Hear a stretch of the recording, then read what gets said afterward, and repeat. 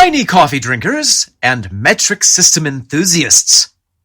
Tuck your Kinder in for ein gut Nacht of Schlappen. Relax from the strain of your 32-hour work week. And you know what? Maybe you are Eurotrash, but maybe I'm a Euro raccoon. Because it's time to talk Tull to me. A Eurotrash panda? Yes, a Eurotrash panda. They do actually have trash in Europe, contrary to popular belief. But they don't have pandas there.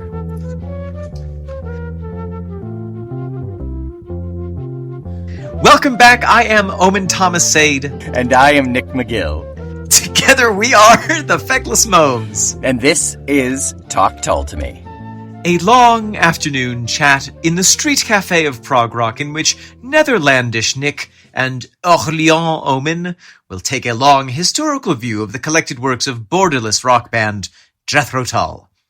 Every album a country, every song a charming market square, Nick and I will ride the toad-in-the-hole train from Benefitburg to the arrondissement of Aqualung. We will sip Glühwein in Glory Row. We will chug Chablis on the cross-eyed Mary Champs-Élysées, and we will pour ourselves a pitcher of port in the Paradise Steakhouse. And if we can manage to keep together a loose coalition of the prog parties, we will elect the finance minister of flutes, the codpiece from Croatia, the Swiss chalet singer, Ian Innsbruck Anderson. And we will do it with style.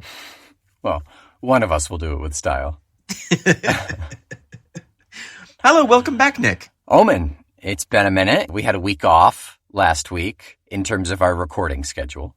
Indeed. I had a visit from my lovely wife here in beautiful Santa Fe. And Nick, how are you feeling? Oh, funny you should ask. I tested positive for COVID yesterday. Ta-da! So sorry. Yeah. So sorry. Glad that you are, all in all, having a fairly mild case of it.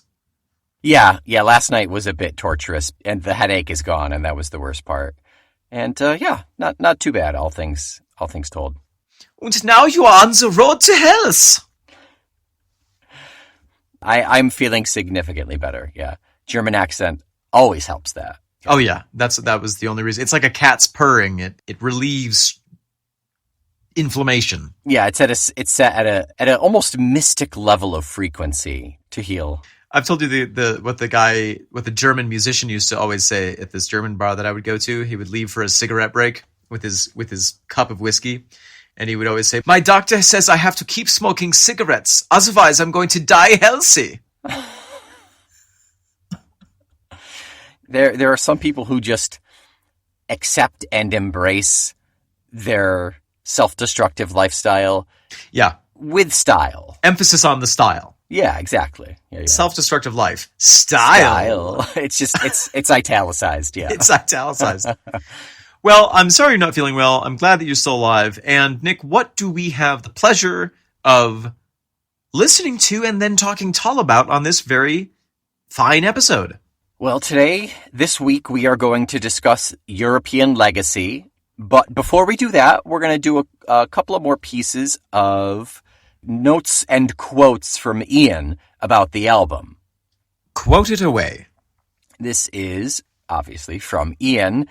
That was following my solo album called Walk Into Light, 1983, where I'd been exploring what was then the new technology of the emerging world that was moving from analog to digital. Drum machines, very primitive sequencers, and so forth. I thought we could use that on a Tull album. It's got some great songs, and it's arguably the one album where I really pushed myself as a vocalist. It's a great album apart from the drum machine. It annoys me to this day, and the public didn't like it either. I'm glad I did it, though. Wait, can you go back a sentence? He's talking about this whole album? Yep.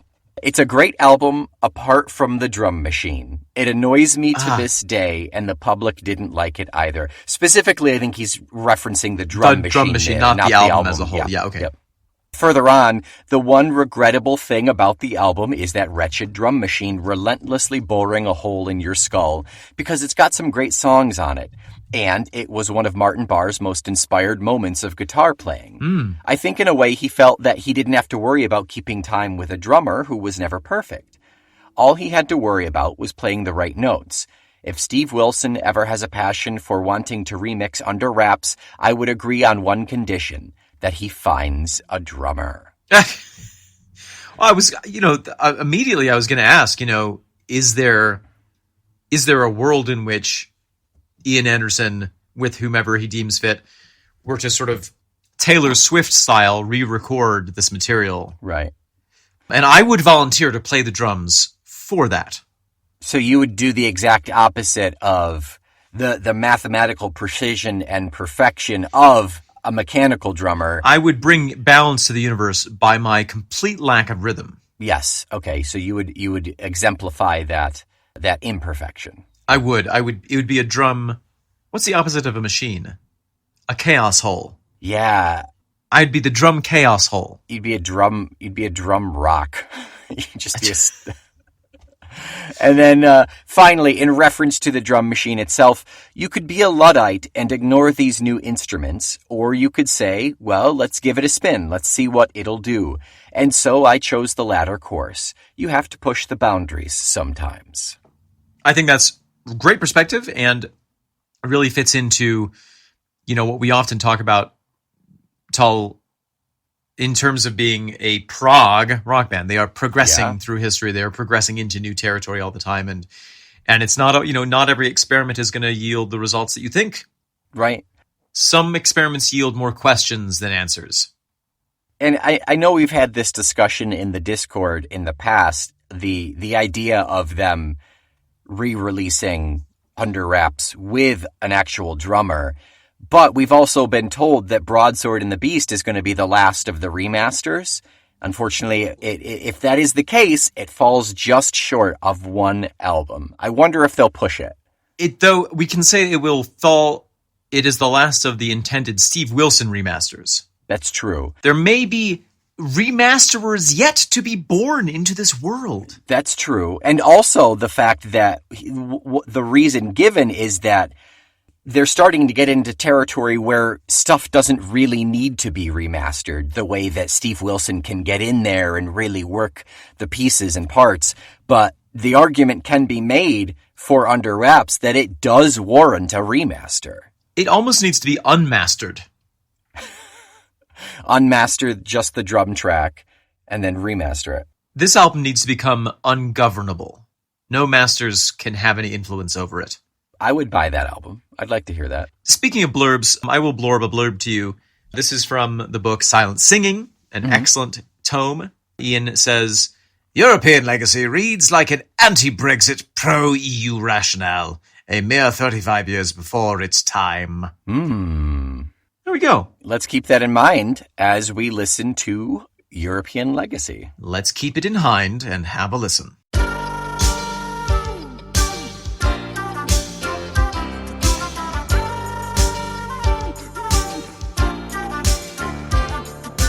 Well, Nick, I think that to talk about this song, I'm going to need the assistance of a non-alcoholic beer. Nice. Classic Omen. I've decided to, now that I'm in my young and fun years, I've decided to start experimenting with sobriety. How's it going for you? Good? It's wild, man. It's wild. I get sleep every night. I'm hydrated. It's amazing. It's ridiculous. Okay, European Legacy. Nick, there is a lot musically going on in this song. Yes, it is. It is very mild compared to what we've been hearing so far. Just as a note, this is track number 3 off of the album. We've heard Lap of Luxury and Under Wraps. 1, 2, 3. It's track number Dry off of this album. And it's a bit mellower. It's almost acoustic, practically. There's a big acoustic element in it. We have Ian playing the acoustic guitar throughout and underneath a great deal of it.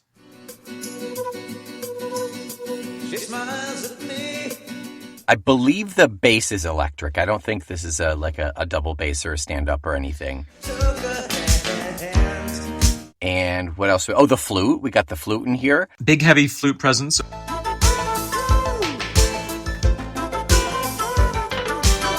We also have Martin on the electric guitar. I want to talk about the vibe of this song. Okay. You've said it's mellower. I agree. Yeah. Although there's no lack of exciting synth work in here. It's in here. The synth is in here, but it's more subdued. It's like it's pulled back. You know, it's not vying to be in the front like the last two were. Same thing with the drum machine. Certainly the drum is a lot more pulled back. I totally agree with you about the drug machine. I totally agree with you about the drum machine. I feel like the synth is pretty ingrained in this. So that's interesting that we kind of hear that differently. It doesn't stick out to me. Like it fits in, it melds better than the previous ones. Maybe that's what I'm trying to go for. Do you think maybe the flute being so present in this song kind of provides that middle ground so that the synth isn't having to do all of the melody work? Yeah, and just in terms of meeting it halfway in the pitch, you know, so it's not just that really high pitched synth and everything else kind of flows underneath. There is that bridge there. Yeah, I think that's a decent assessment. I largely enjoy the sound of this. Not that that's relevant to this discussion, but I do largely enjoy the sound of this song. There are a couple things that really delight me about it, and some things that feel a little bit like guilty pleasure about it. Okay. So that wonderful flute intro that Ian does, the ba ba ba ba ba dum ba ba dow.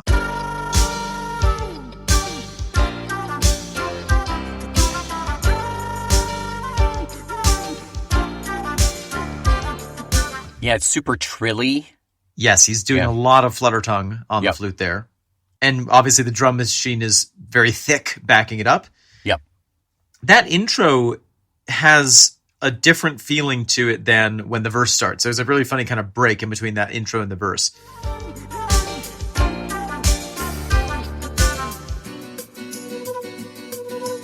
And both of them seem to be expressing this kind of mysterious, seductive attraction, perhaps, but in quite different ways.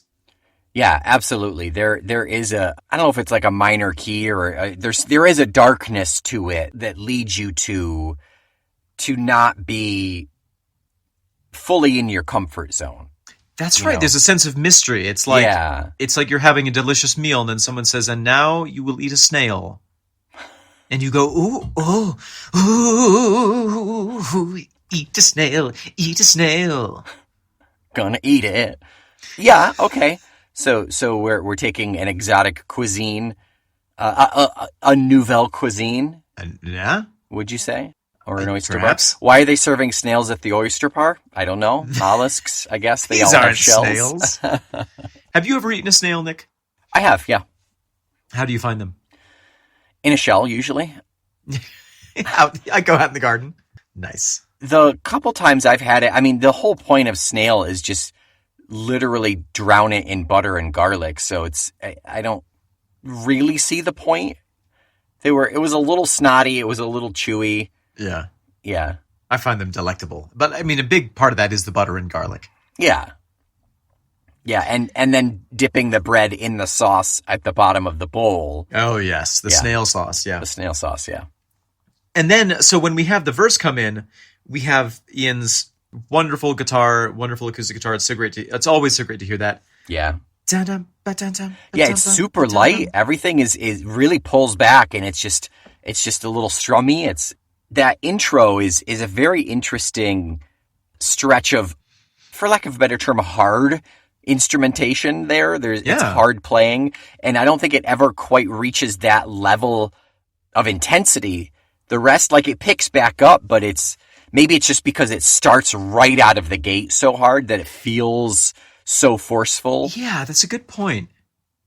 We do actually have the flute momentarily take up that riff again later in the bridge. But it's interesting that you picked up on the lightness of the song, and I think that there is something I think that ties into something that we'll talk about in the second half of the show when we get more into the kind of meaning behind the song. But I feel like there is this sense of lightness and freedom, but also not understanding everything necessarily and mystery. Yeah, I have a comment to carry on with that, but it does belong in the second portion. So yes. You know what? Let's be laissez-faire. Oh, about our structure. Let's break down. Let Mr. Gorbachev break down that song. break down that sound. What is your thought? That feeling of mystery. Yes. And not being full, like in your comfort zone and everything. A part of it to me feels like if you're going to a new country that you've never been before, sure. You know, that's the layman's take on this song as opposed to how it fits to our spy novel. Yes. Subject, you know? Yeah. And I think we'll talk more about that as well. Let's go back to the music for a moment. There's something that I really, really just love that the synths does. For instance, after in the second verse, for instance, washed up a new identity, the synth goes, down, down. Washed up a new identity. It has this recurring kind of trumpet sounding sting. Oh, yes, the electric trumpets. Yeah. Down, down. Yeah. Yes. Washed up a new identity. I find it it is my new electric hand clap. I find it so freaking funny. And it reminds me of a European band, actually, called the Gypsy Kings. Have you ever heard them? Yes, I think I borrowed your Gypsy Kings albums. I forgot they existed. But yeah, I think I've heard them before.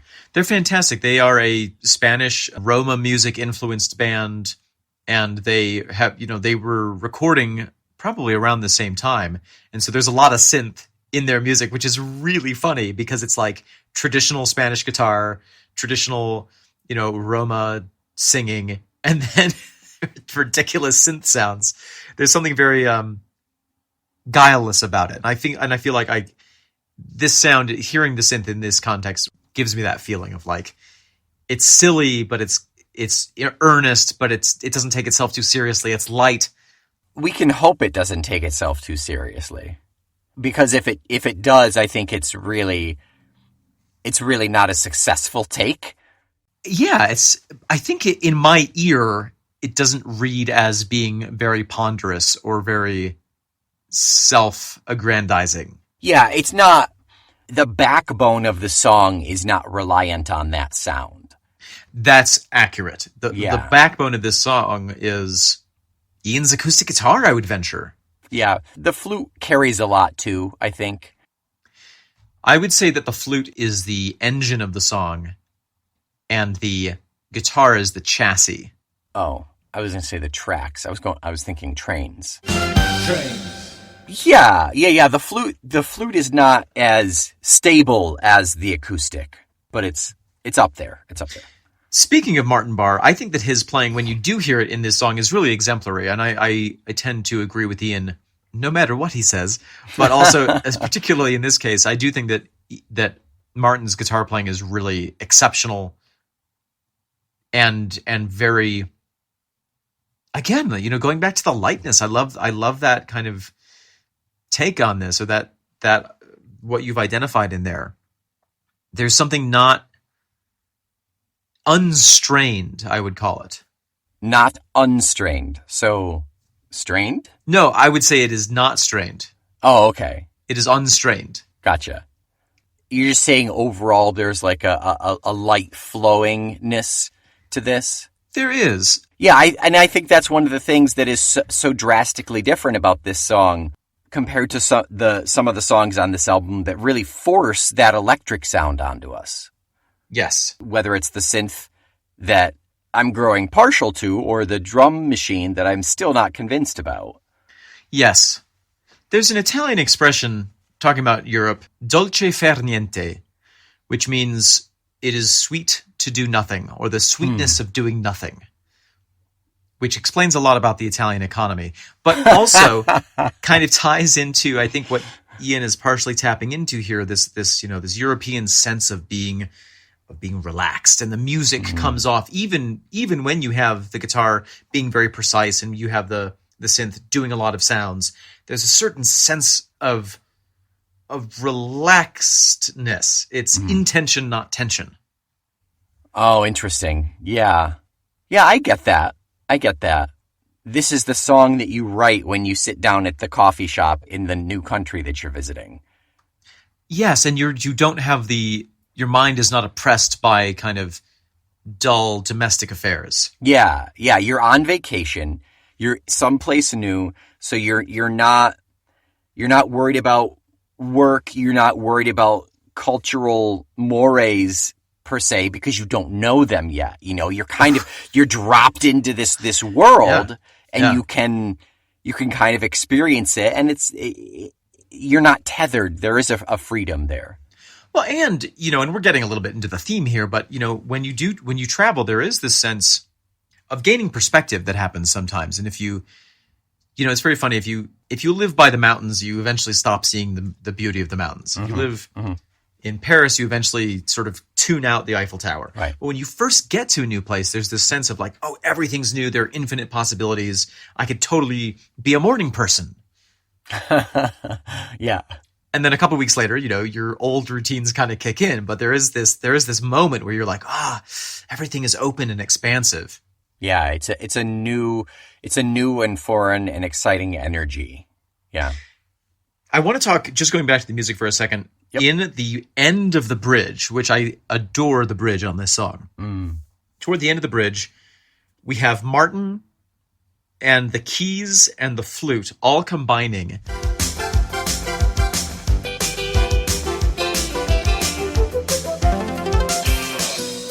And it gives me this very strong sensation of it reminds me heavily of the song Hot Mango Flush. Okay, yeah.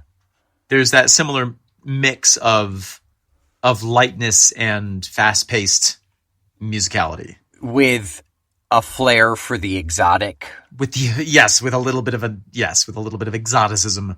Yeah. Mango thrown in.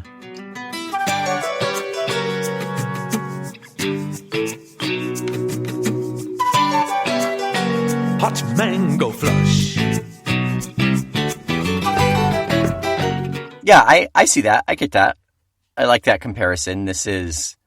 I prefer this one over Hot Mango Flush, but I get it. Yeah. But we'll change your mind in 2 to 5 years.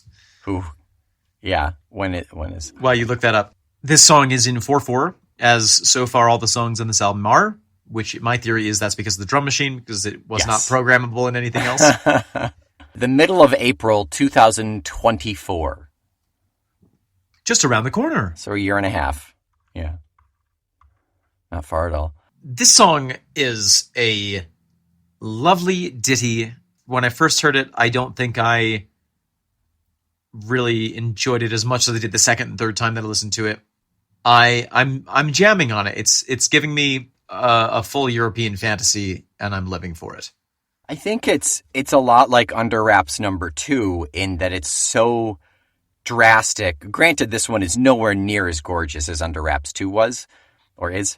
Or as acoustic. Or as acoustic. But there is enough of a drastic difference that this song smacks a lot closer to the Tull that we have been listening to up until this point, and it's kind of a nice throwback, It's a nice kind of island in the tumultuous sea that is Under Wraps. Speaking of throwing it back, let's throw it all the way back to a quick break.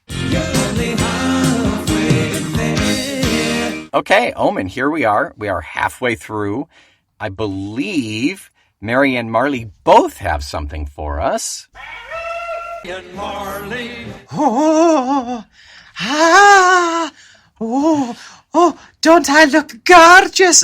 Yes, Mary, you look very, very nice. What would you call that garment? It's a kaftan! Okay. Very good. Okay. Did you get it when you're on your vacation? I was down on the beaches of Santorini, and my Greek lover came, and we did all manner of things. Now, is that a Greek lover that you return to regularly, or is that like just for this vacation? Tradition is tradition.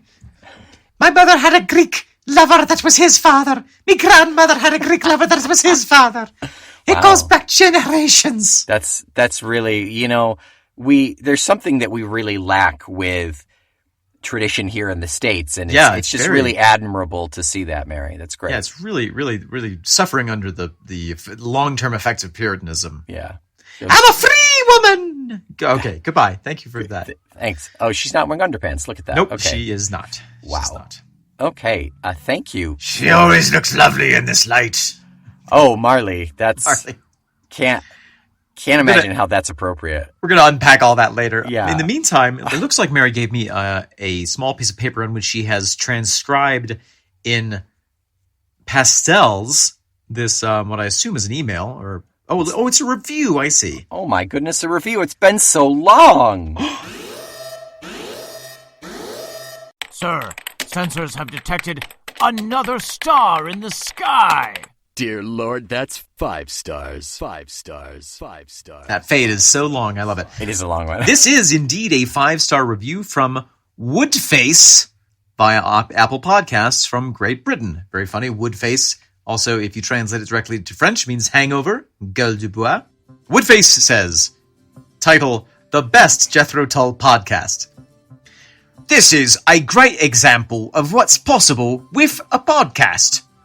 Hosted by 2 funny, knowledgeable, and humble guys that don't pretend they have all the answers, and are happy to be corrected by their increasing following of Tull Skulls. Recommended. Simple and sweet. You say it how it is. Greatly appreciated, Woodface. Woodface, you are a true poet and a valued listener. Thank you. Thank you for the 5 stars, and thank you for noticing how humble we are. Honestly. It's about time people recognize that. It's about time someone noticed how Thank humble you we are. So much for that, Woodface. Genuinely, everyone else, leave us a review and a rating, please, if you don't mind.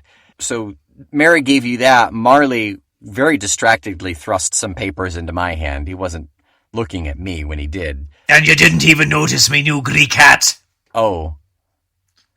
I'm starting to put some pieces together here. It's best not to inquire any further. I have an email though from a previous writer-inner. Oh my This gosh. is from our friend of the pod, Jameson. Jameson writes an email entitled Rhythm in Gold. Momes. Just listened to the Rhythm in Gold episode while walking the dog. Mome-tastic as usual.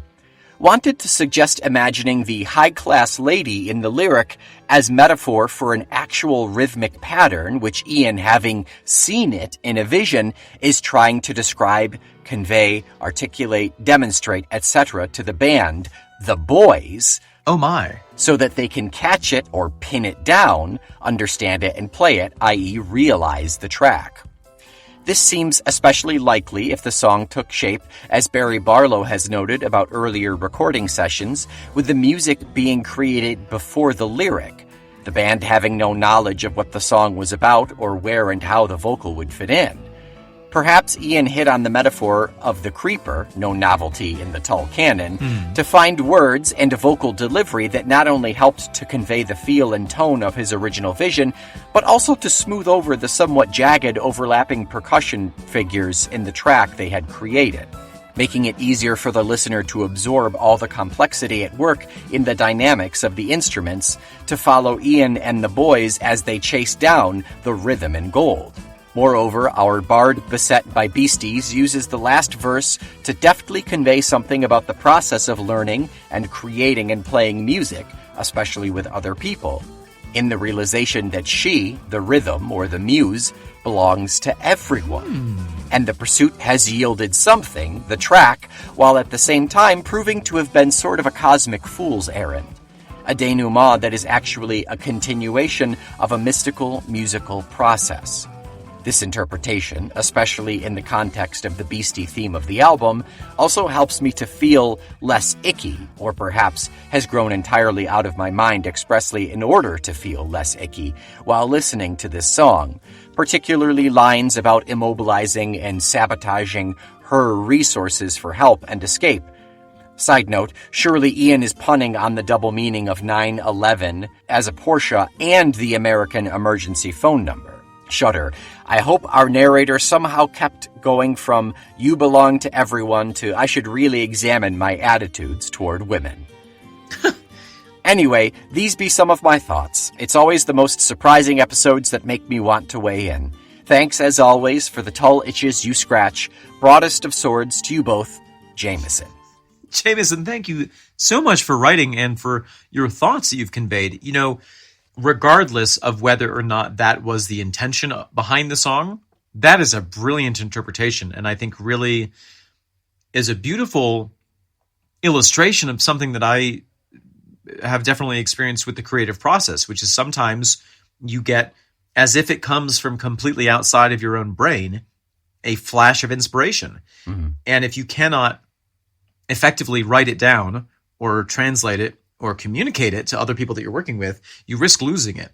Right. Yeah. You can only do so much on your part if it is required to be collaborative. Absolutely. And in a way, you feel like you're caretaking this idea, bringing it to fruition. It's not even yours. It doesn't even necessarily feel like it's yours. And I can imagine that an artist of Ian's caliber could perhaps have access to these inspirations from the universe that are so perfect as to be golden, the golden ratio, the kind of alchemical dimensions to inspiration is really intriguing. Again, no idea if it's an accurate interpretation, but as we've said, every interpretation is as valid as anyone else's. Yeah. Yeah. But I think it's I love that interpretation of Rhythm in Gold. Well done. Very cool. It's very kind of fourth wall breaking. There's a self-reference and a self-knowledge there. I like it a lot. It's very clever. But without being so kind of twee as something like the horrible musical, which I hate and a lot of people love, called Name of Show. Oh, I don't even know that one. Don't even bother looking it up. I won't. At nameofshow.com / the musical. And if you go to the cast, you'll see Omen Said is the first person. Nick, anything else? That is it for correspondence. I think we can dive back into the episode. All right, I'm going to just have a quick spritz of this rosewater facial toner. Oh, I'm so jealous. Hydrated, I'm refreshed, and let's get back to the regular episode. That was me toes water! Oh, toes water. Did you misread that, Omen? That I have a terrible skin condition now. Terrible mistake. I have athlete's foot on my cheeks.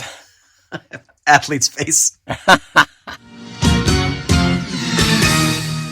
Okay, here we are. Welcome back, Omen. Ready to get into the content, the lyrics, the story behind or inside of European Legacy. Let's do that. But before we do, let's talk a little bit about, what is Europe? I know that sounds like a daft, simplistic question, but I don't know that it is. Well, for those who are geographically challenged like myself, I think it's a good question to address before we get into things here. Well, and the kind of interesting thing is you can approach the question from several standpoints. You can say Europe is a geographical entity. It is a series of countries. It's a continent, right? It's one of the continents. You could say it's a continent, yes, but on the other hand, it's like, well, where is the division in that continent between Asia Major Asia, and Europe? There's no actual border there. Right, yeah, that's true. Yeah. We talk about Western Europe versus Eastern Europe. We have the political definition of Europe. We have the EU, which started after World War II and was really just, I think, 5 countries: Germany, France, Italy, Spain, maybe another one. And then that's expanded. So other countries, it's a trade union. So other countries have joined the EU, and then that's eventually that took on political power. There's the euro itself, the currency, which connects a lot of Europe. But at the same time, not every country is on the euro or part of the EU. Right. So there's lots of, there's lots of kind of ways of defining it or specifying it. There's the Schengen zone, which is different from the European Union. So there's this kind of overlapping ideas. Really, when you get down to it, I think Europe as a concept is not particularly well defined and somewhat vague. Particularly, I think in the States, we kind of blanket term, it's Europe. It's European. And that's an important reminder to, as we approach this song, I think that it's easy as Americans to think, yes, England is part of Europe, or the British Isles are part of Europe. And geographically, there's a big argument for that. Politically, there's much less of an argument for it now than there was a couple of years ago. Yeah, right. And so the question of the difference, the separation between Britain and Europe there's always been some cultural tension there and some political tension there. Yeah. But I also think that it's important to remember, like, from the perspective of a British person, neither of which we are. Correct. The idea of the continent, the mainland, Europe, is as foreign, perhaps, as it is to us in America. Right. Europe in air quotes, I suppose, Europe has such a broad footprint that it really encompasses so much more than the States does, and therefore has so many more differing cultures. Yes, absolutely. And, and then there are, if you look at what's happening with Ukraine at the moment, Ukraine would like to join the European Union.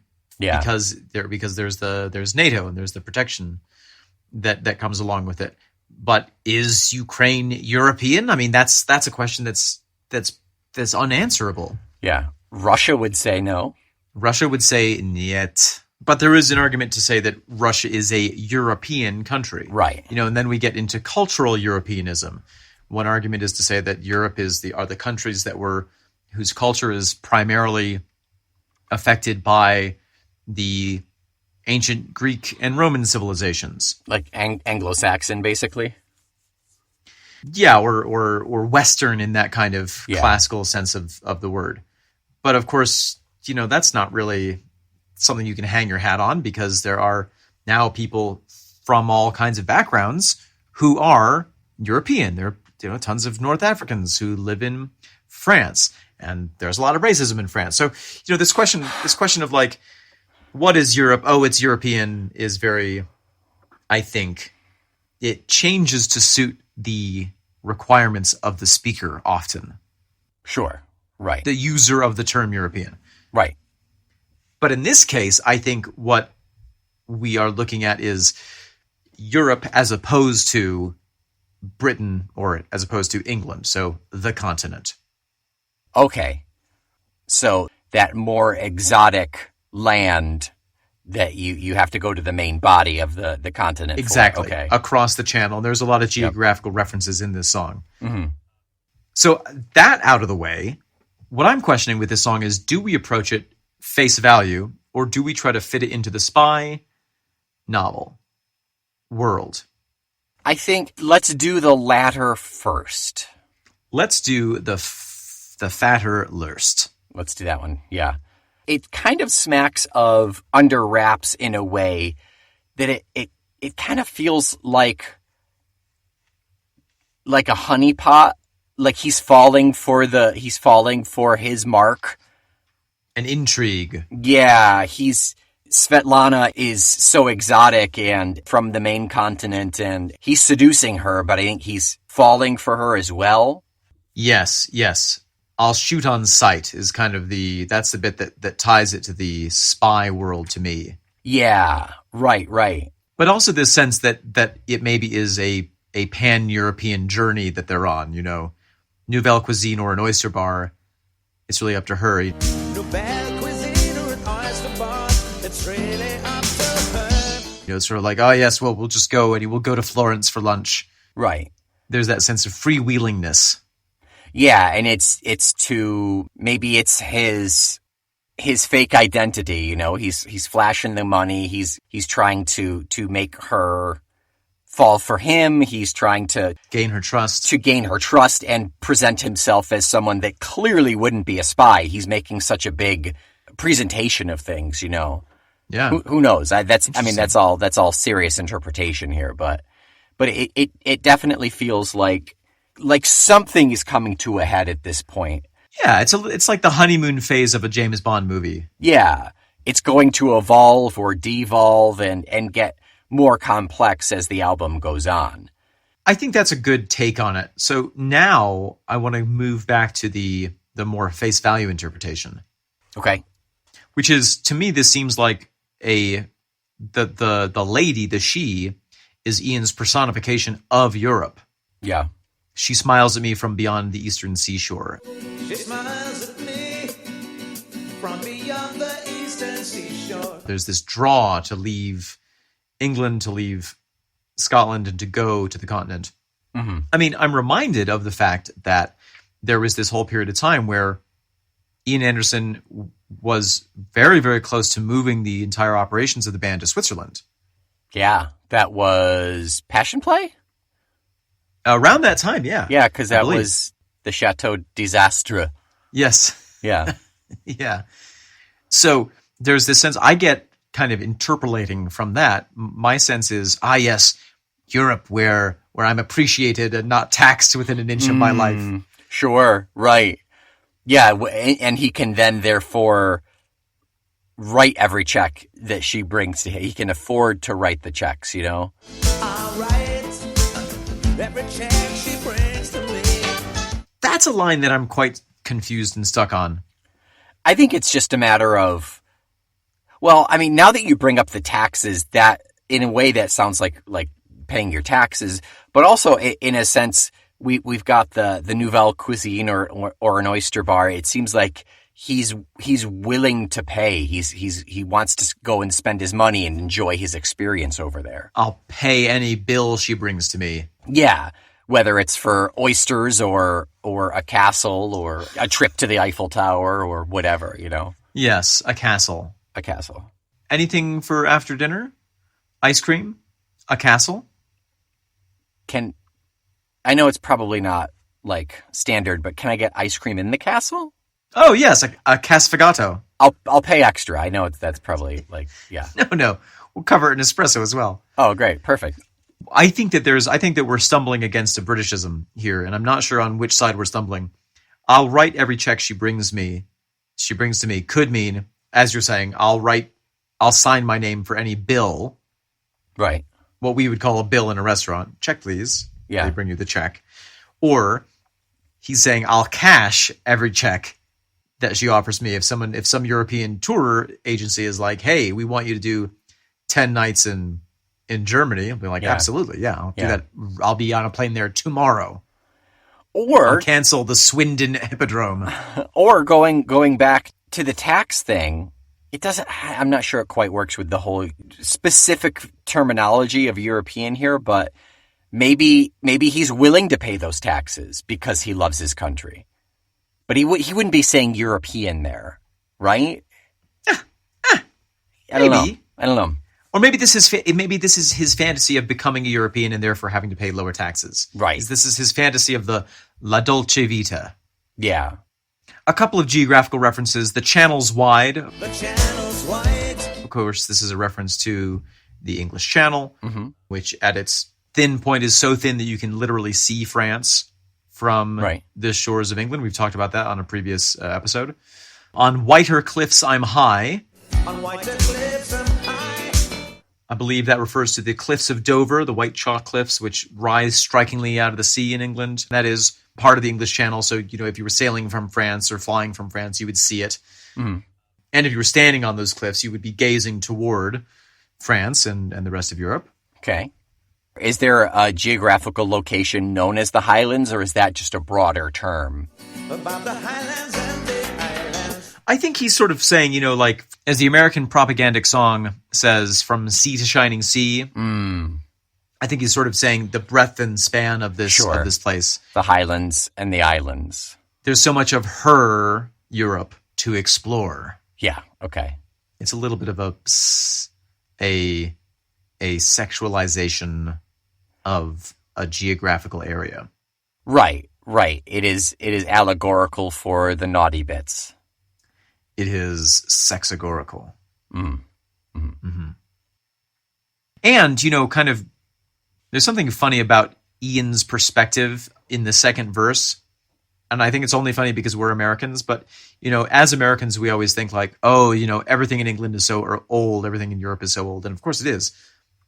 But Ian is saying, yes, here in Europe, round the castle walls, around the highlands and the islands, the faint reminder stands of visitors who took her hands 1,000 years ago or so. The faint reminder stands of visitors who took her hands 1,000 years ago or so. the kind of, maybe it's the Romans, maybe it's the cultures that predated the Romans, but it's sort of him sensing that depth of history, and maybe not saying, logically we're not saying, oh, everything in England is new, but just that there's something about this land, this Europe, that's so intriguing, that there have been, and so fertile for civilization, that there have been so many civilizations that have risen and fallen in that area. And to carry on with that, the next line, stranded high and dry by tides, washed up a new identity. Stranded high and dry by tides, washed up a new identity. They came to this land, made it their own. They became something more than what they were before that. Same thing with Ian. He's coming over here and he's creating himself anew. He wants to be something more than what he is. And who knows, just like you're saying, oh my God, Nick, you're a genius. I know, man. You're like, I literally have it on this plaque on the wall that I got from my third grade teacher. Just like the various cultural groups who have come in and out of Europe have left their mark. Mm-hmm. Ian is perhaps wondering, what is his mark on this landscape, on this culture? What is his European legacy? Sure, right. I had this moment recently where I was kind of struck by the way that culture moves and preserves itself and survives.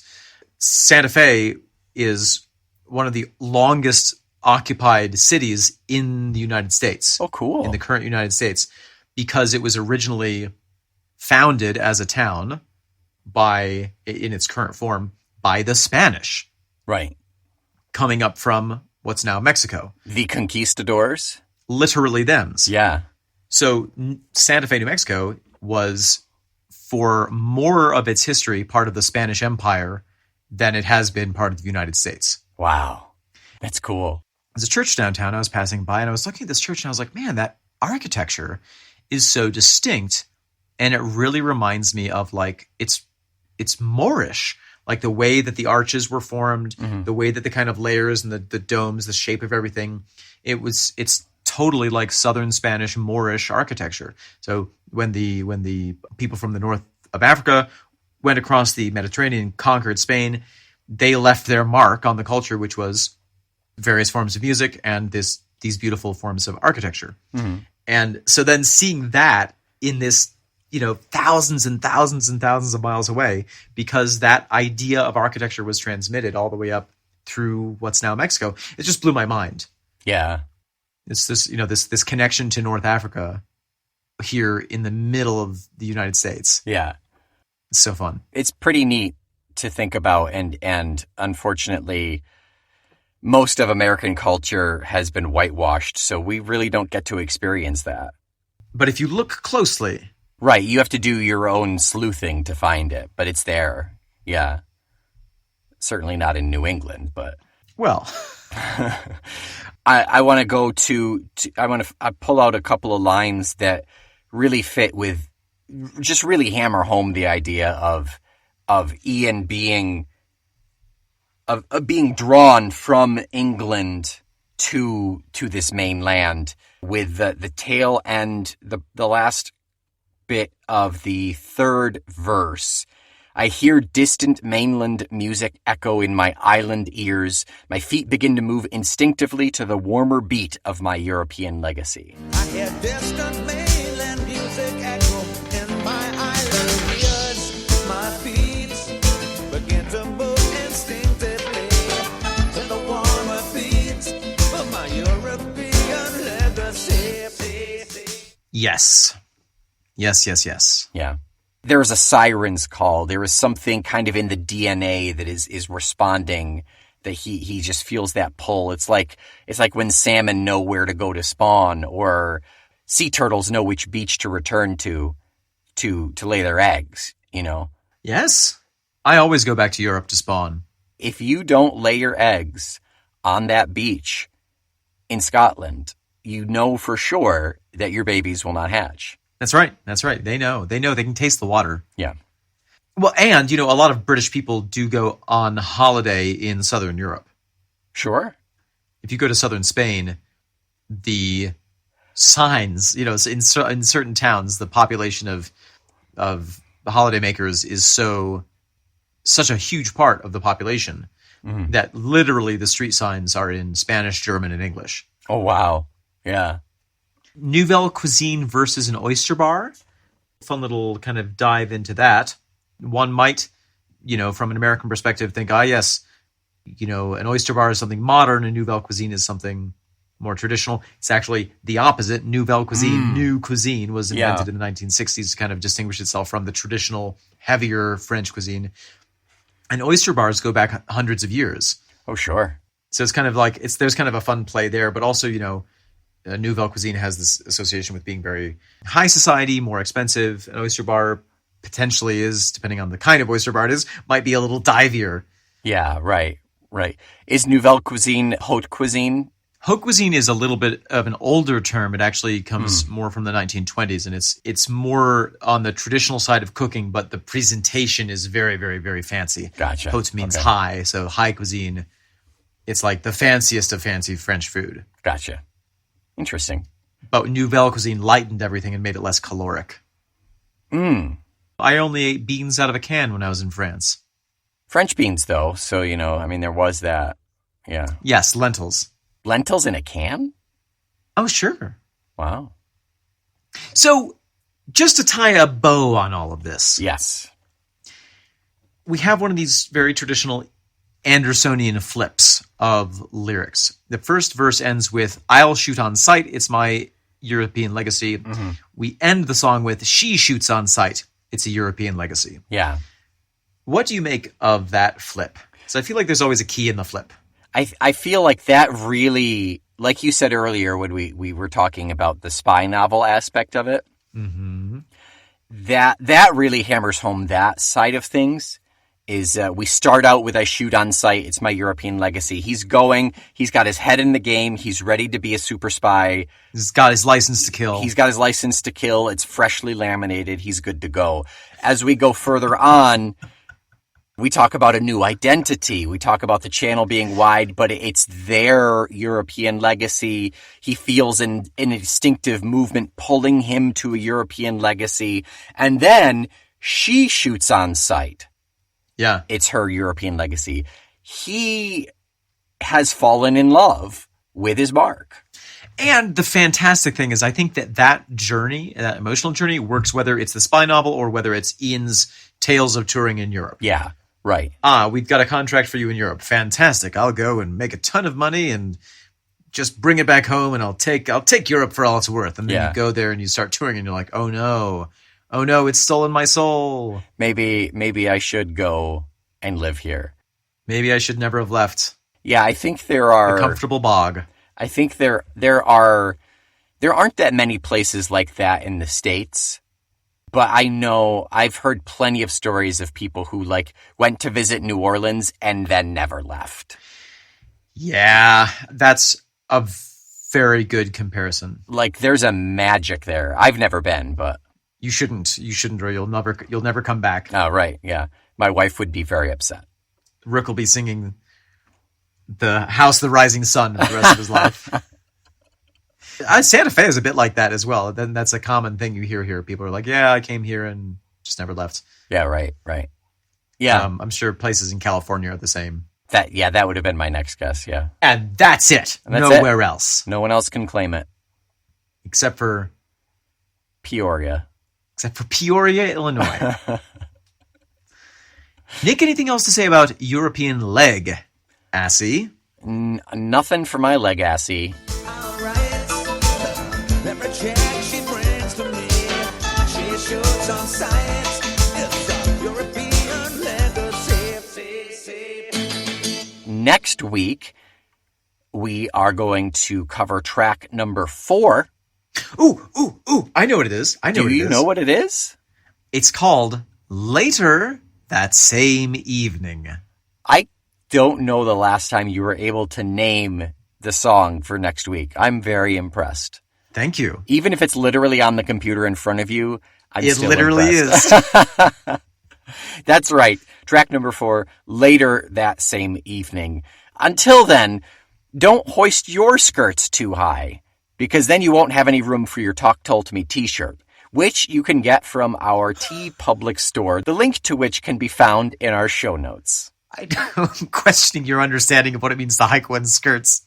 I mean, if you're really lifting it up. If you are feeling stranded high and dry by tides, why don't you wash yourself up a new identity by subscribing to our Patreon, which will give you access to our Discord chat, where you can chat with other people who have subscribed to our Discord chat. As well as 2 additional podcasts a month. And when you're done leaving a restaurant review for the Nouvelle Cuisine and Oyster Bar, please give us a 5-star rating and review in your podcatcher of choice. Until next week, I am the warmer beat, Omen Thomas Sade. I am the visitor who took your hand 1,000 years ago, Nick McGill. We are a wide channel, the Feckless Momes. And this is the podcast legacy honoring the European legacy. Talk Tull to me.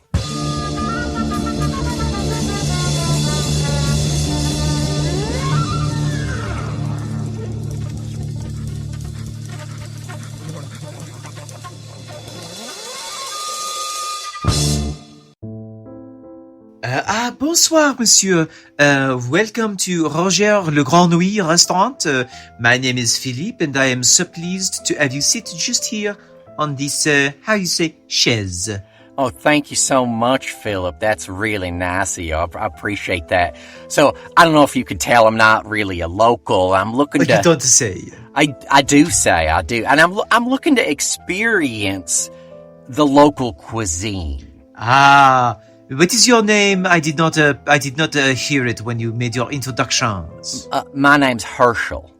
Herschel, you have come to the right place. Here at Chez Roger Le Grand Nuit, we are always happy to introduce even les idiots américains, as we say, to the jewels of our French culture.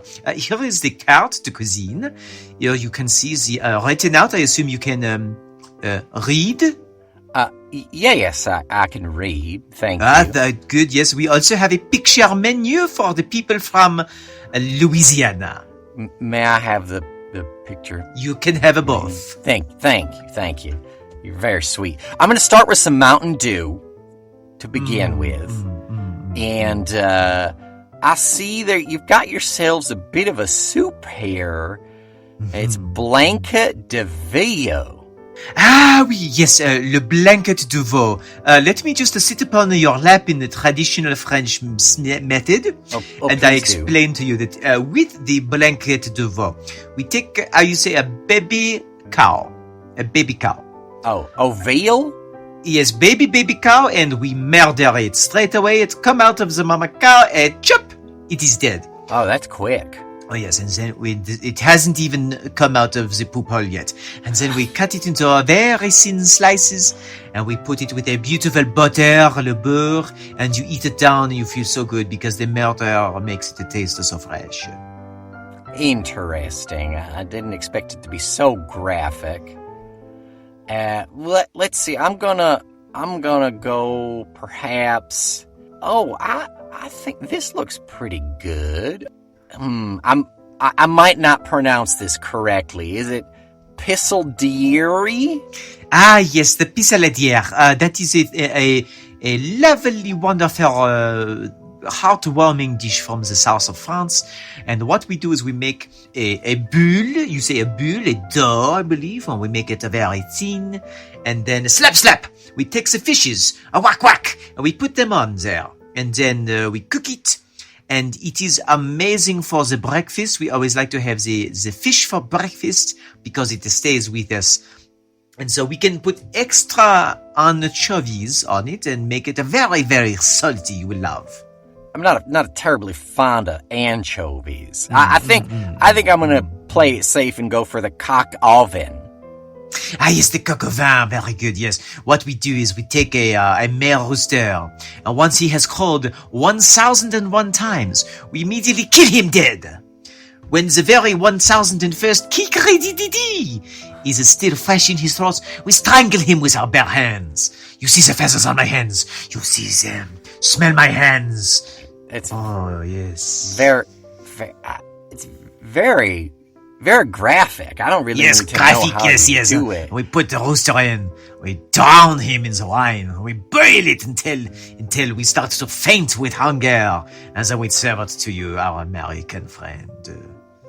Okay, I think I'll start with the Mountain Dew and maybe an appetizer of the foie gras. Ah, the foie gras, yes, very good. You will love to hear how we make this. We take a goose, a goose, yes, and we staple his legs to the floor so he cannot move. Tack, tack, staple to floor. And then we first feed him podcast after podcast, only the freshest to fatten his brain. And then we cut out his brain and we mush it into a gentle syrup until you can smell it. And the last thing the goose says before it is dead is Parlez-t-elle à moi, c'est un fier membre du réseau à dire irresponsable, Moms. That sound. I think I'm just gonna go get a Big Mac if you don't mind. It is too late, we've already stapled your feet to the floor. Enjoy your Mountain Dew! Oh no! So dumb.